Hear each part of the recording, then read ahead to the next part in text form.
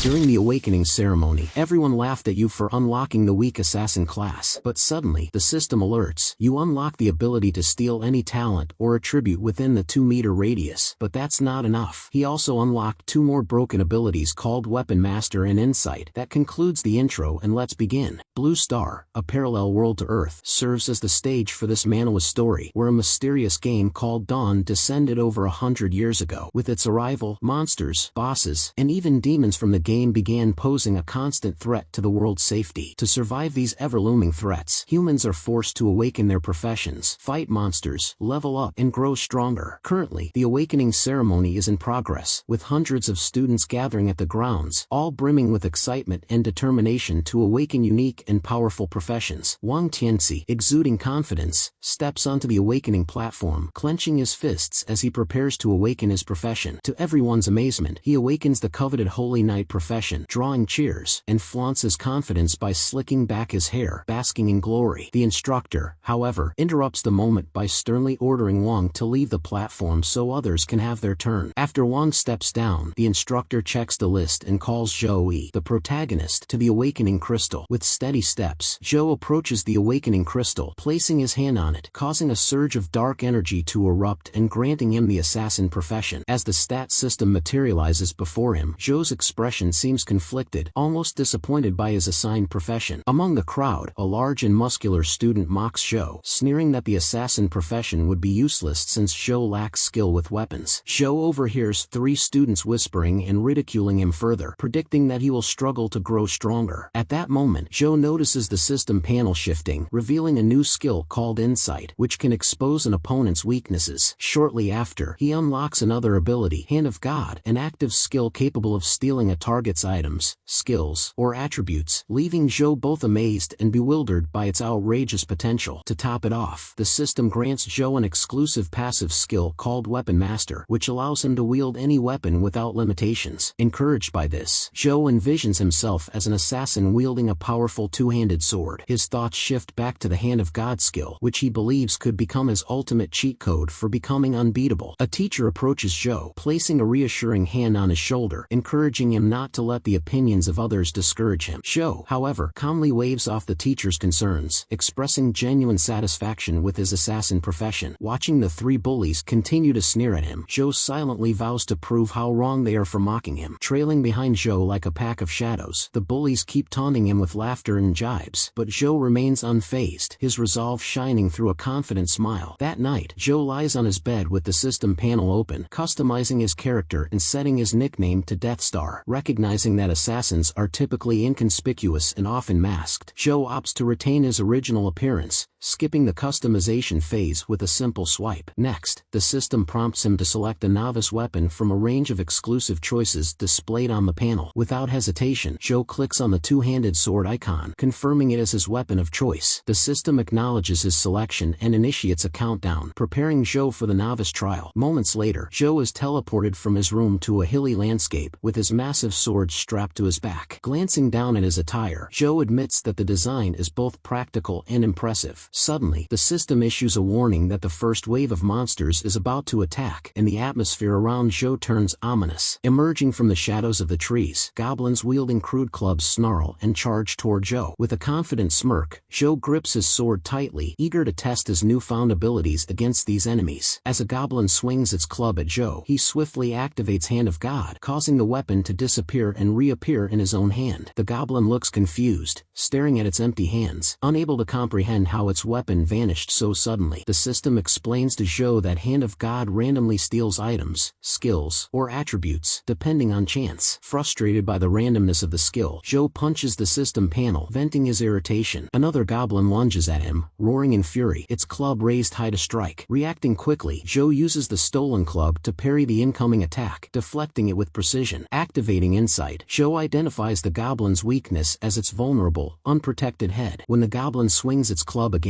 Zhou dodges backward with agility, evading the attack. Seizing the opportunity, Zhou grips the club with both hands and lunges forward, targeting the goblin's exposed head. With a resounding impact, Zhou lands a powerful blow on the goblin's head. Witnessing this, the the remaining goblins freeze in terror, their jaws dropping in disbelief. Tossing aside the broken club, Joe faces the other goblins, ready to finish the fight. In a flurry of motion, Joe defeats the goblins, dual-wielding their stolen clubs, gaining experience points and leveling up along the way. Examining his skill panel afterward, Joe realizes that Hand of God becomes more effective when paired with assassin-exclusive abilities. The system interrupts, announcing the arrival of the second wave of goblins, which soon appears in overwhelming numbers. Joe draws his two-handed sword, pointing it at the incoming horde, daring them to approach. With a mighty swing, Joe unleashes a shockwave, scattering multiple goblins and sending them flying. In a fluid motion, he follows up with a wide arc swing, eliminating the remaining goblins in one decisive blow. After the battle, Joe checks his stat panel, noticing a significant increase in attributes and his level rising to 2. With his strength at 36, health at 200, mana at 120, and other stats soaring, Joe readies himself for the ultimate confrontation. Suddenly, the sound of galloping footsteps jolts him, prompting Joe to grab his sword and scan his surroundings. To his shock, the final boss, a level 10 night demon with cat-like features, appears behind him, asking if he was looking for her.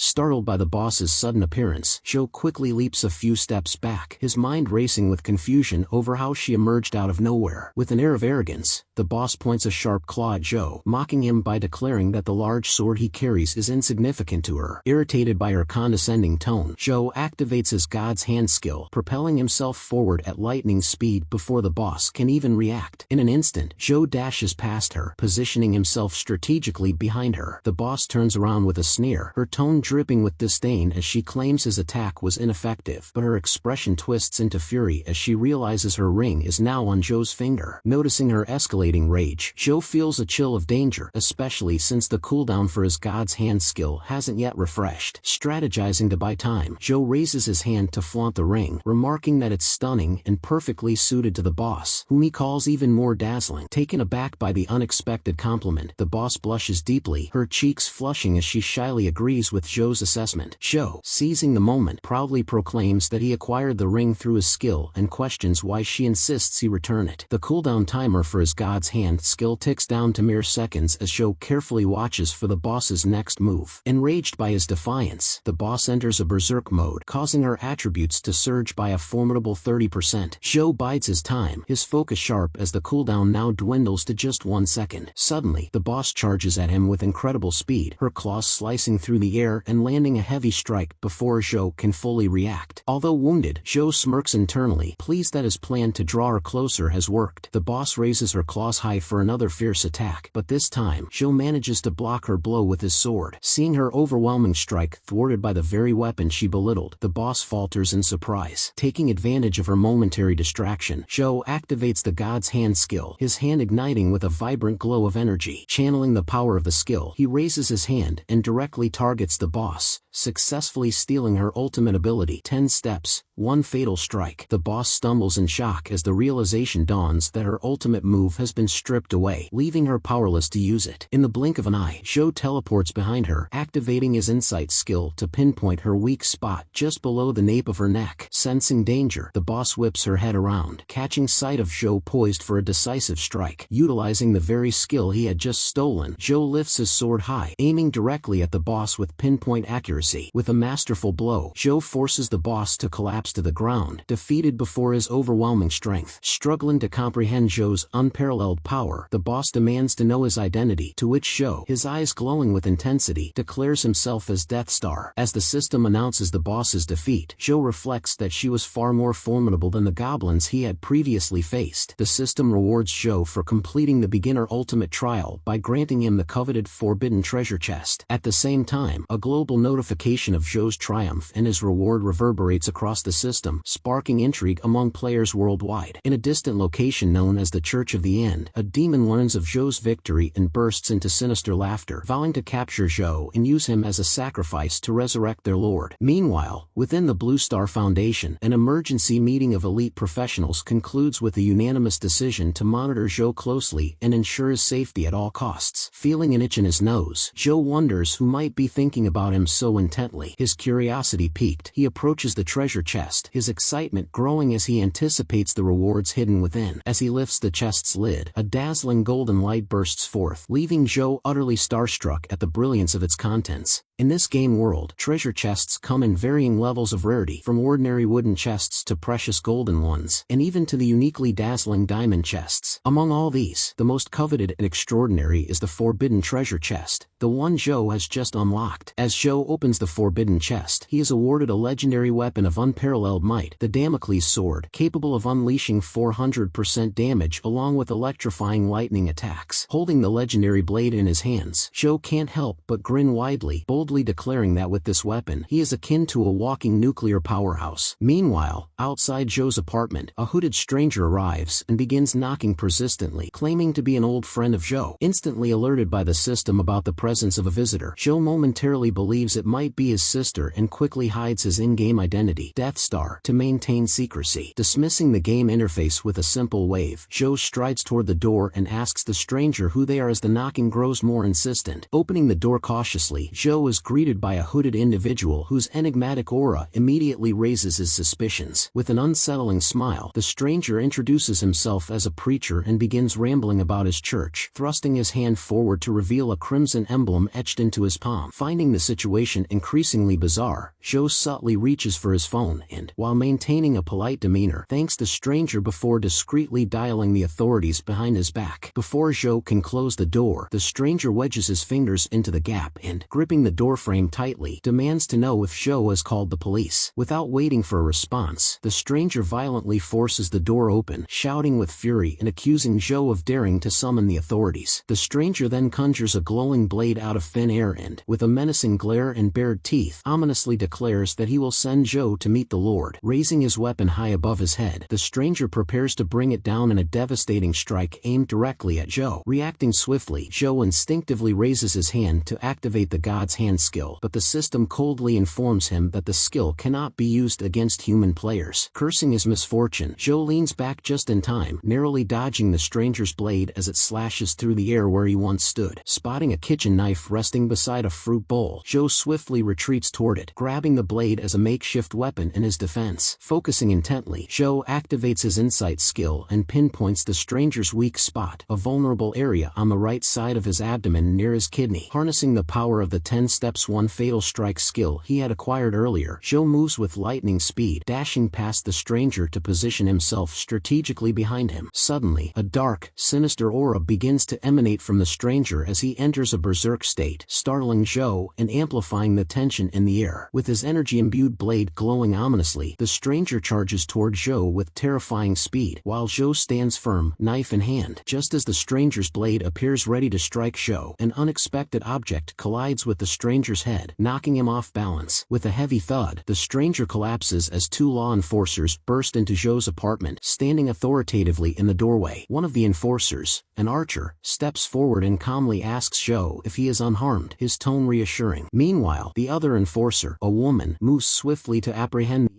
incapacitated stranger, securing the situation with practiced precision. Overwhelmed by the rapid series of events, Zhou struggles to catch his breath, his mind racing to process how close he had been to peril mere moments ago. 30 minutes later, as the enforcers prepare to leave, Zhou accompanies them to the car, where the archer explains that the stranger was part of a dangerous cult targeting players. As the enforcers drive away, Zhou's sister, Xingyu, arrives and immediately expresses concern, asking why the enforcers were at his apartment. Noticing Zhou's somber expression, Xingyu gently reassures him and inquires if he is truly alright, her voice filled with sisterly care. Turning away, Zhou dismisses her worries, claiming the enforcers were conducting a routine inquiry. Unlocking the door with a simple tap of his passcode, Zhou invites Xingyu inside, where she curiously asks about his profession and in-game nickname, eager to connect with him in the game. Hesitating for a moment, Zhou keeps his Death Star identity a secret, and his pause causes Xingyu to assume he has awakened a lackluster profession, prompting her to offer comforting words. Feigning a yawn, Zhou declares he is feeling tired and excuses himself, stating he is heading to bed. Ascending the stairs, Zhou silently hopes this maneuver will spare him from more probing inquiries from his sister. Left standing alone, Xingyu watches Zhou disappear upstairs, her expression tinged with subtle hurt as she senses his reluctance to share. 18 years ago, Zhou had been abandoned as an infant, left outside a bustling restaurant, where he was found and adopted by Xingyu's family. As a young girl, Xingyu had been overjoyed when her parents introduced Zhou to her, immediately embracing him as her beloved little brother. Tragically, their happiness was short-lived, as their parents passed away unexpectedly, leaving Xingyu and Zhou to navigate the world as orphans. Reflecting on the attack earlier and fearing for his sister's safety, Zhou resolves to keep his identity hidden to prevent drawing danger toward her. Clenching his fists tightly, he makes a solemn vow to himself that he will grow strong enough to shield Xingyu from any harm that may come their way. The following day, Zhou makes his way to Manhwa village, determined to accept quests and level up quickly as he is currently only at level 3. Along with the plan to take quests, Zhou intends to meet the elusive thief mentor known to reside here and learn valuable skills from him before starting his journey. Entering a bustling tavern, Zhou overhears a boastful blonde drunkard loudly claiming to his friends that he is close buddies with the legendary Death Star, causing Zhou to smirk inwardly at the ridiculous bluff. Proceeding into the VIP lounge, Zhou spots the thief mentor, slouched with a drink in hand and flanked by 2 ladies, and promptly requests him to impart some of his skills. However, the mentor, clearly uninterested, casually displays 3 distinct skill options, telling Zhou to figure out which one suits him best and learn it on his own. Zhou takes a moment to weigh his options carefully, but the mentor grows impatient and shouts at him to decide quickly. Finally, Zhou declares his choice to learn the stealth skill and inquires if the mentor has any quests for him, only to be rebuked as a weakling and ordered to leave. As Zhou heads toward the exit, the blonde drunkard from earlier suggests he visit Wild Wolf Valley to level up before attempting tougher challenges. Meanwhile, back at the lounge, the 2 women hand the mentor another mug of beer and shower him with exaggerated compliments, causing his face to turn crimson with embarrassment. Suddenly, the loud thud of a wolf's lifeless body slamming onto their table startles everyone, with the women shrieking in sheer panic. Standing at level 5 now, Zhou apologizes, claiming the wolf's body slipped from his grip, while the mentor stares at him in shock, astonished by his rapid progress. The mentor, now impressed, advises Zhou to head north of the village to take on some quests, which Zhou enthusiastically agrees to. Later, Zhou arrives at the ominous Dark Ridge, searching for the dungeon as per the mentor's cryptic instructions. His mind drifts back to the mentor's words as he wonders if the easy quest might be more dangerous than it seemed. Climbing a stone staircase, Zhou cautiously pushes open the dungeon's heavy door, only to lose his footing and plummet downward. It feels like an endless void, vast and pitch black, as Zhou hurtles headfirst into the abyss. Meanwhile, back at the tavern, the thief mentor smugly reveals that he deliberately misled Zhou into accepting one of the most difficult quests as petty revenge for showing him up. With a loud crash, Zhou lands hard on the ground of what looks like a desolate, post-apocalyptic world. Rising to a sitting position, Zhou winces slightly from the impact as the system informs him he has officially entered the dungeon. Suddenly, a group of Wrath Knights, all at level 8, materializes before him, and the system assigns Zhou a daunting quest to defeat 100 of these knights within 8 hours. Reacting swiftly, Zhou summons the legendary Damocles sword, holding it high as its electrifying energy crackles ominously around him. With a surge of strength, he hurls the sword forward with immense force, sending it spinning like a whirlwind toward his enemies. The sword strikes its target with explosive power, causing a massive shockwave that obliterates 10 knights instantly, leaving Zhou satisfied with the weapon's devastating potential. Like Thor's hammer, the sword soars back to Zhou's outstretched hand, and he catches it effortlessly. Grinning slightly, Zhou continues his strategy, launching the sword repeatedly at the knights and triggering destructive blasts each time. After each explosive attack, the sword faithfully returns to Zhou's hand, enabling him to maintain the relentless assault. Once all the knights have been vanquished, Zhou safely stores the sword in his inventory and begins inspecting the valuable loot left behind by the defeated foes. Suddenly, an ominous presence begins to form behind him, and a moment later, the dungeon's colossal final boss appears. With a booming voice, the towering figure demands to know if Zhou defeated his warriors, brandishing an enormous blade while vowing to make Zhou answer for his actions. Unfazed, Zhou smirks and shifts into a combat stance, boldly challenging the boss to try and defeat him if he can. Deciding it's the perfect opportunity, Zhou activates the stealth skill he recently acquired to test its effectiveness. In the blink of an eye, he vanishes into thin air, leaving the boss bewildered and momentarily frozen in confusion. Alarmed by Zhou's sudden disappearance, the boss is left in utter disbelief, unsure of where Zhou vanished. Meanwhile, Zhou reappears silently behind the boss and, using the God's Hand skill, skillfully snatches an item from him. With swift reflexes, Zhou retreats, clutching a mysterious mask-like artifact that he just obtained. The system provides details, explaining that the mask is a unique disguise tool capable of altering the user's appearance and identity in the eyes of others. The boss, now realizing his prized mask is gone, erupts in fury, dropping to one knee and slamming his sword into the ground as curses spill from his mouth. Dark smoke and ominous energy begin radiating from the boss, swirling around him like an erupting volcanic storm. Suddenly the boss's helmet shoots off like a cannonball, while the dark smoke thickens, veiling his upper body in an eerie shroud. Recognizing the imminent danger, Joe retreats even further. As the smoke clears, the boss's true form is revealed, with its head replaced by a massive, unblinking eye and 6 writhing tentacles extending from its neck. With a terrifying roar, the boss swings its colossal blade in a wide arc, unleashing a devastating wave of dark energy. As the deadly energy rushes toward him, Joe leaps skyward, soaring high above the shattered ground where he once stood. Landing gracefully, Joe feels a surge of relief, grateful for narrowly evading the destructive attack. However, as he steadies himself, he notices the boss charging at him with relentless speed, ready to strike. Reacting swiftly, Joe raises his sword just in time to block the boss's incoming attack, bracing against the immense force. The sheer power of the impact pushes Joe backward, forcing him to skid across the ground as he struggles to maintain his balance. Down on one knee, Joe gazes up at the monstrous figure towering before him, realizing that close combat isn't a viable strategy against such overwhelming strength. The boss's tentacles lash out, their sharp, blade-like edges slicing through the air as they assault Joe from all directions. Joe deflects the onslaught as best as he can, though one tentacle manages to strike, dealing minor damage to him. Recognizing that the battle cannot be prolonged, Joe devises a plan to end it by using the God's Hand skill to turn the tides. To lure the boss closer, Joe hurls a series of taunts, mocking the creature and stoking its rage. Enraged, the boss charges forward, lifting its enormous sword high above its head, ready to deliver a crushing blow. At that precise moment, the cooldown for God's Hand ends, and Joe activates the skill without hesitation. The skill successfully disarms the boss, causing its sword to vanish and reappear in Joe's grasp. Now armed with dual blades, Joe stands tall, exuding confidence and a powerful aura. Activating the insight skill, Joe pinpoints the boss's weakness and follows up with the 10 steps 1 fatal strike technique, dashing past the boss in a flash of speed. For a brief moment, it seems as though Joe's attack had no effect, with the boss appearing untouched, but soon after, the system calculates an immense damage total of 19,478. Joe remarks with a smirk that the combination of his overpowered weapon, insight skill, and 10 steps 1 fatal strike makes battles like this effortless. Furious, the boss enters a berserk state, sprouting additional tentacles and a cluster of glowing, menacing eyes that make it even more monstrous. Unfazed, Joe points at the boss and ridicules its grotesque form, claiming it's so hideous it makes him want to vomit. The Damocles sword, partially embedded in the ground, begins crackling with volatile energy, responding to Joe's silent command. With a flick of his finger, Joe sends the sword spinning at high velocity, hurling it directly at the boss. The sword strikes its target with immense force, triggering a cataclysmic explosion as lightning descends from the heavens to amplify the destruction. The system promptly notifies Joe of his victory and offers the option to broadcast his achievement anonymously to other players, which Joe eagerly accepts. As part of his reward, the system grants Joe a golden treasure chest, which he immediately opens with great anticipation. Inside the chest, Joe finds a hidden quest, tasking him with delivering an important letter to someone named Xiaoyu in Dreamless Village. Inside the bustling tavern, adventurers are discussing the thrill of triggering hidden quests, marveling at their rarity and the unmatched opportunities they offer for growth and glory. With a smug grin, the thief mentor assumes Joe must have abandoned his pursuit since 2 hours have passed. However, the tavern door suddenly bursts open with a resounding crash as Joe strides in, his confident entrance startling the mentor and everyone inside. Stunned by Joe's victorious return, the mentor's jaw drops as he struggles to process what he is witnessing. Joe tosses a hefty sack containing 500 gleaming gold coins onto the table, demanding answers from the mentor, who hastily agrees to comply with any question. Producing the mysterious parchment detailing his hidden quest, Joe inquires whether the mentor knows the location of Dreamless Village. Examining the parchment closely, the mentor takes a hearty swig from his bottle before slamming it onto the table, revealing that Dreamless Village is now infamously known as the Village of the Deceased. Startled by the revelation, Joe presses the mentor for more details, eager to uncover the truth behind